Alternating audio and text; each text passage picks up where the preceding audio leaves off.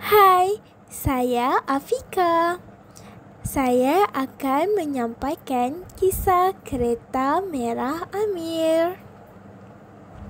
Ini Amir. Amir suka kereta.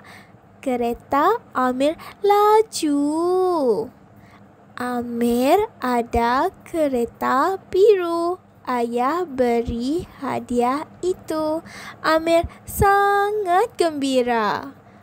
Kereta Amir jatuh. Tayar patah dan rosak. Amir sangat sedih. Amir ikut ibu ke kedai. Dia nampak kereta merah. Kereta itu sangat cantik. Amir mahu beli kereta itu, tapi duit Amir belum cukup. Ibu kata, kita simpan dulu.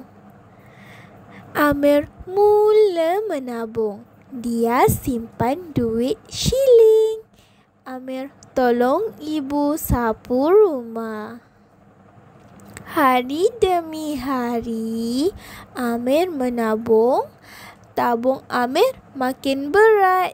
Amir senyum gembira.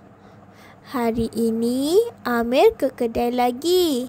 Dia bawa beg duit kecil. Tiba-tiba beg jatuh dan duit bertabur di lantai. Amir cepat kutip duit. Pak Mail bantu Amir. Amir rasa cemas, tapi tabah. Semua duit Amir cukup. Amir beli kereta merah itu. Amir ucap, terima kasih Pak Mail. Amir main kereta merah. Dia tolak perlahan di jalan. Kereta itu berkilat dan laju. Amir kongsi mainan dengan kawan. Mereka main bersama gembira. Amir belajar sabar dan rajin. Pengajarannya, kita hendaklah bersabar, rajin dan tidak mudah berputus asa untuk mencapai sesuatu yang kita inginkan. Sekian.